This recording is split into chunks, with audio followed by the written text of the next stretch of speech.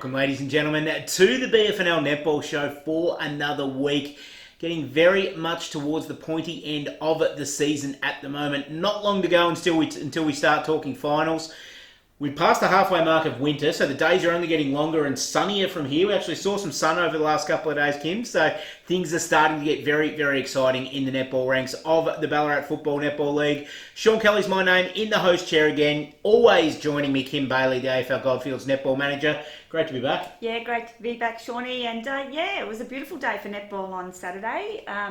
Nice and warm. I think we hit 16 degrees down in the eastern teams anyway. Pretty good in Ballarat as well. It was good in Ballarat. It was a beautiful day for netball down this way. And sorry, it's all over and done with because we head into the cold weather again on Saturday. It does not surprise in the slightest, but it's getting better. We're getting towards the end of winter. August is just around the corner, and we know that when August starts, finals are on the doorstep and the better weather is on its way through. We sound like Rob Gell. We do.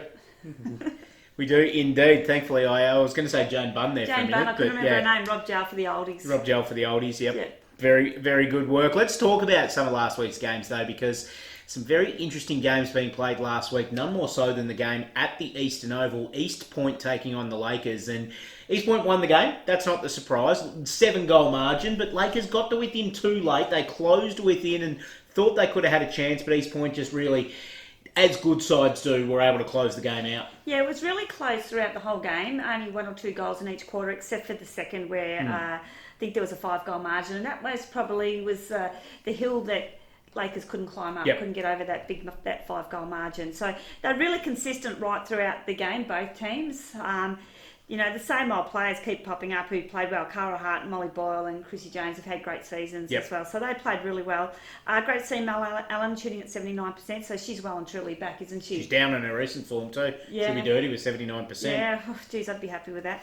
But, you want to break that magic 80 mark all the time. So, a little bit disappointed for her. But, great results anyway. 34 from 46 goals. Yeah, doing so well. Amazing. On the flip side, East Point, these are the games they have to win as well. These hard games that keep saying that, we are the team to chase. We're sitting on top of the ladder now. You chase us. Yep. So, Bethany Smith had a really good game in really defence. Good defender. Yeah. Most probably really underrated. Definitely. And Lauren Dew's been in really good form as well. So she continued on her merry way, shooting at 80%. She hit the mark, Sean. That's the difference. 32 from 40 shots. So great effort. And that sets up a really, really good game in the coming weeks too, doesn't it? It does indeed. There's a game coming up in a fortnight's time that is very, very interesting that we'll talk about more later on. But also, talking point number 2 this week, I just want to have a look at that ladder, which we can see up on the screen at the moment. And first and second are just about done and dusted. It's just that game will decide the order, but it doesn't really matter because that's going to be our qualifying final. It's going to be East Point versus North City. Whoever's named as the home team is really the semantics of it now. After that, it gets really interesting because you've got Lakers and Sunbury that are vying for that 3rd spot. And obviously, 3rd spot, the rewards that you can get for it. If you win in the first week of the finals, it then opens up the whole finals for you. After that, though, the game on the weekend between Ballarat and Sebastopol has really made things interesting in the race for that last final spot because you now throw Redan into that mix as well. As you can see, Redan are in 5th at the moment, but their points are the same as Ballarat and Sebastopol. Yeah. Redan have to play both Ballarat and Sebastopol on the way home. But Redan had a really good game on the weekend. They lost to Sunbury, I think, by 8. But Sunbury had a very, very good team in. They had, I think, 5 players or 4 players from Rupert's Wood in. So, they had some big guns in that team. And still, with a few outs, Ruby Parry's still away. Yep.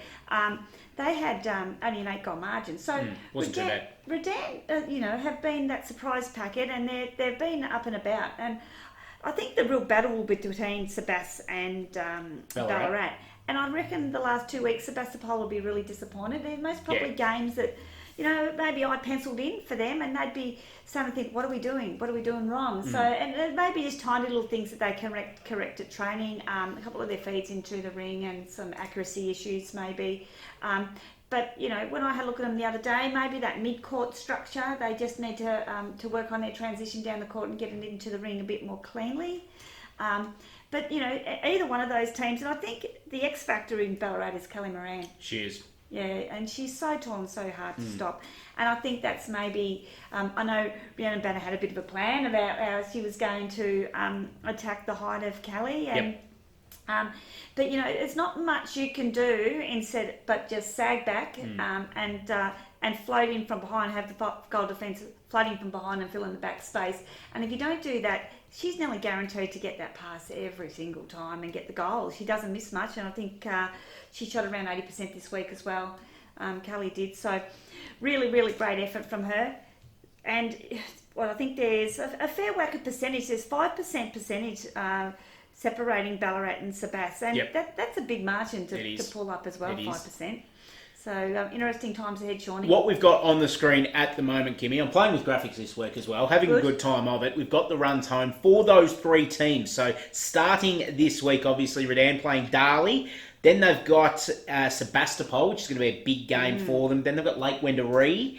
Then in round 17, they have a bye. And in round 18, they play Ballarat. So there's 4 tough games there because Darley can't be shaken off either. So Redan need to make sure that they're ticking those boxes. That Sebas game will be a really important game, won't it? Will be indeed. And we look at Sebastopol up there as well. Melton South this week. Then Redan at Marty Bush Reserve. Then they have a bye. Then they have Lake Wendouree. And then in the last round, they have East Point. The horror ending to the season for Sebas. Yeah. Well, you can most probably... one or two of those games. They could go 2-2. They need that Redan game, don't they? Very much so. It'll be a great game, and that could be their season-defining game. Ballarat in 6th spot at the moment. Have the bye this weekend, but then after that they have Melton South, where they'll start favourites. They have East Point. They have Bacchus Marsh, where they'll start favourites, and they have Redan in the last game. Geez, Redan have got some big games ahead, haven't they? That's what I mean. That's what I mean. Obviously, we've been talking about Ballarat and Sebastopol, but Redan are now really under the pump. Yeah, but as I said, they've been playing great netball. They've really been playing great netball, and they've having the luxury of being able to swing Emma Henry from defence to goals has really helped them out with Ruby being away. And I think I'm not quite sure when she's back, but I don't think she's too far away. Yep. And that'll really strengthen them up, especially coming into the last round. Still, she'll need some time to get used to it again. Obviously, she hasn't probably been doing a heck of a lot of netball training over sailing on the seas of Croatia. So yeah, I think she'll come back pretty. Take a little bit of time for her, maybe a week or so, to get back into it. It's going to be very interesting to see how that pans out. And of course, we'll bring it all to you on the Netball Show every week, keeping up to date with that. Talking point number 3, as it is every week, our Stockland Wendouree Player of the Week, Kim Bailey. Who have we got this week? Well, this girl has had 2 really, really good weeks.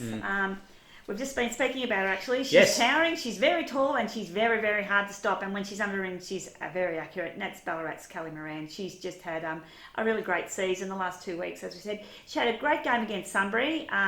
The delivery most probably into her let Ballarat down the week before. But again, they play her so well when they get it right. When they feed from circle edge, she's unstoppable. And having that tall target, I'm sure every single team would love to have that luxury. Absolutely would indeed. Congratulations to Kelly Moran, our Stockland Wendouree Player of the Week. $25 Stockland Wendouree voucher coming your way, Kelly. Kimmy's going to put that one in the mail for you, so it should be with you. Hopefully it's with you by the time we've actually announced this on the show.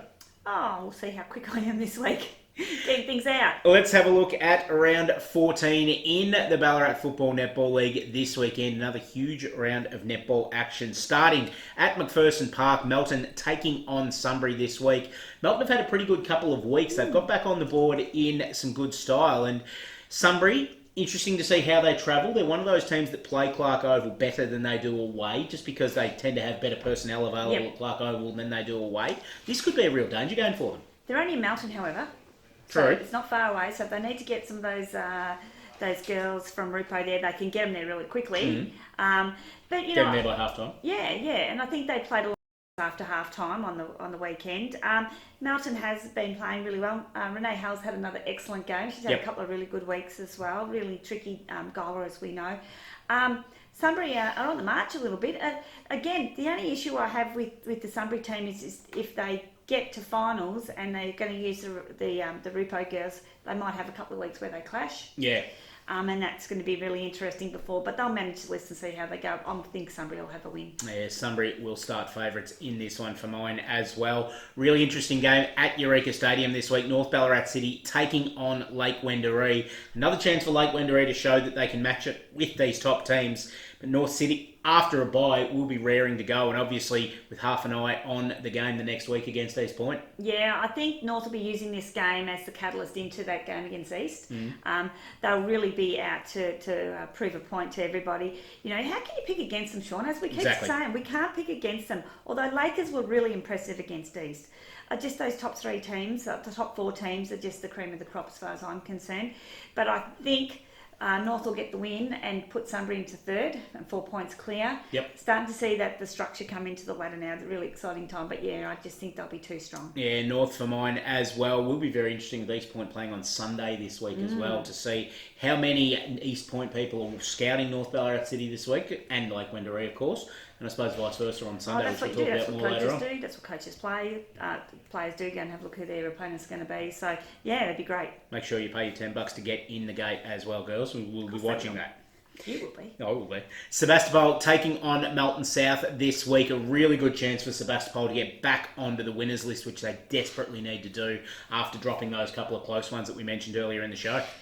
Yeah, Melton South, the result against Melton wasn't huge. They weren't blown out the park, so that was a pretty good effort by them. And it was the same against Ballarat. They weren't blown off the court. No, so there's some improvement there. But they lost the games. That's the big thing. Yeah, they lost the games, unfortunately. But Sebastopol are really going to have to try and use this game as a percentage booster for them because, as we said, 5% is pretty big. Yep. So they're going to have to try and put their foot down to the pedal to the metal, Shaun, as much as they can and get those goals, getting the goals in and getting the feed right to them. They're a lot more experienced team than Melton South, and I think they know they have to get this one over the line. Yeah, I think they have to. I think they will. And obviously it's just by how much is going to be the big thing. Darley taking on Redan at Darley Park this week. This is really, really interesting. We didn't give Darley a sniff on this show last week when they played against Bacchus Marsh. They went out and proved us wrong because they won that game. Really good work by Darley. I've seen Darley Redan games in the past where we've given Darley no chance at all, and they've come down, they've pressed, they've squeezed, and they've beaten Redan by doing that. And again, although they haven't got a lot of wins on the board, Darley, I think they've got 4 wins, but they've played better than what it is on paper. Agreed. So, they've got some great young players there, and Connie Barnes has done a sensational job, and Erica Shipper's had a really, really good season as well. But Redan have to win this. They have to. If they lose this could be their season. Yeah, and I think they know that's on the line, and they'll be throwing everything they can at it. As I said, they've had good weeks, and they've just fallen short, and I don't think they'll drop this game. Yeah, they can't afford to drop this one at all, Redan. So we'll both pick them this week. Yep. So Redan it is. And then Sunday at Bacchus Marsh, Manningley Park. Bacchus Marsh taking on East Point. Really good challenge for the young Bacchus Marsh team to go up against one of the benchmarks of the competition, see what they need to do to be at that level themselves. Yeah, and I think Bacchus were very disappointed in their game on the weekend. Ali Simons has been shooting superbly and just was a little bit down on this game. I know Dean was really disappointed, but they'll bounce back. He wants to bounce back. Good. Unfortunately, it's hard to bounce back they're coming up against an awesome team. Yes. They're coming up against the team that's got their tails up. And you say that doesn't matter where you finish 1 or 2. If you know that position's 1 or 2, you're going to finish there. You want bragging rights to be minor premiers. They'll be going out. And look at their percentage. They're 169 to North Sea's 151. So it's their defence that we know is awesome. They haven't shot as many goals as North, but their defence is 362 goals. That's all they conceded, which is amazing. And we spoke about the best players for them and their defensive line, and it's been, I'm not quite sure if Kate McLeod played on the weekend, but they've got the backup as well, and I think they'll... we saw with Beth Smith being named in the best players last weekend. It was fantastic. Yeah, so, they've got these backup players.